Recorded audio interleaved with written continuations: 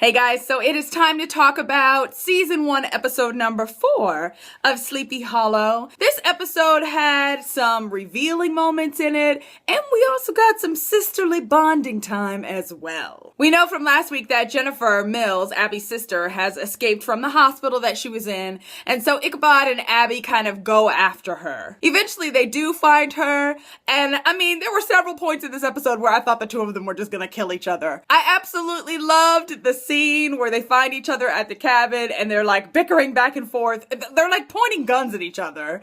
And Ichabod just loses it and it's just like, enough! I just thought he was a brave man to get in between the two of them. After they search for her for a bit, they end up finding her at this cabin. And one of the big reveals that we learn in this episode is that the cabin that she goes to hide out at belongs to Sheriff Corbin. And we get that Jenny knew him and knew him very well. I thought it was really interesting because we get that he was really like a father figure for both of the girls. Turns out that before he died, he talked to Jenny about going to the cabin to retrieve an object that was there that he wanted her to keep safe. They find this object, which leads them to a map, and on the map there's an X marked where this kind of old church in town is at. It turns out that there's some box at the church that's got some kind of like ancient book in it that they need to hide from the bad guys. Now there are bad guys this episode, right? Because after Jenny escapes, we see this kind of random looking like music teacher guy. He gets a phone call that basically sets him into action.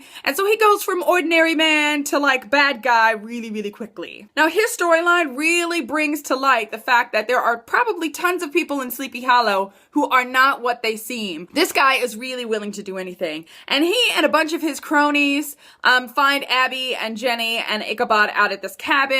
There's some shooting, and then they come in and they steal this device. So then the race is on to see who can get to the church first to find this box. They end up capturing one of the guys, and after Ichabod kind of talks to him in German a little bit, he gets that he is something called a shadow warrior, and we get that that's some sort of ancient sect of people who work for the bad guys. And he even says to Abby, like, we are everywhere. Again, you get that point that there's probably tons of people surrounding them in Sleepy Hollow who seem kind of like normal people, but who are really just waiting to work for the bad guys. This guy is so committed that, I mean, he's got a cyanide tablet in his mouth and he cracks that sucker open like halfway through their conversation and kills himself. I mean, like, really?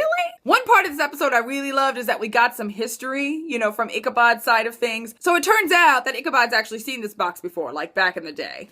And I thought it was super funny when he tells them about the Boston Tea Party just being a diversion for them to be able to go and find this mystical box. So when they get to the church, there's some bad stuff going on. I mean, there was like boiling holy water, and then there was like these creatures. I mean, it was like super creepy, you guys. In the end, of course, the good guys win. Woohoo! And they manage to destroy the book and thwart the bad guys' plans. One of my favorite scenes was at the end of the episode, and it was the conversation between Jenny and Abby. And Abby really finally gets the chance to say that she's sorry. We get that Jenny is a total badass, like I thought she was gonna be. And Jenny is really one of those people that stands up for what she believes in. She fights for what she believes in. She believed in herself back when they were kids, enough to say, look, I saw a demon, and to keep saying that, even though, she had to know if she had changed her story, things would have gone back to normal. But I love that about her character, the fact that she's really ready to fight for the things that she believes in. And I think Abby can really learn a lot from that, and I think Abby is starting to get that. You also get that Sheriff Corbin was really trying to reunite the two of them. And he told Jenny, like, look, Abby's gonna come around one day, and when she does, you need to be ready to forgive her. And I just love that about him, that he was this father figure to the two of them, even though they didn't know that about each other. And that he was really kind of planting the seeds for the two of them to reconcile. I hope we see more of the Mills sisters together. Abby made this fantastic point when she told Jenny, like, we're it. We're all the family that we have left, you and me. Like, we need to figure this out. I have a feeling that the two of them united would be a powerful force, so I hope they get it together. I love this show and I absolutely cannot wait to see more. Okay, you guys, don't forget to subscribe. Click on that little button up there, and that way you can get my Sleepy Hollow reviews in your feed every single week. Thank you guys so much for watching and for commenting, and I'll see you again soon. Bye.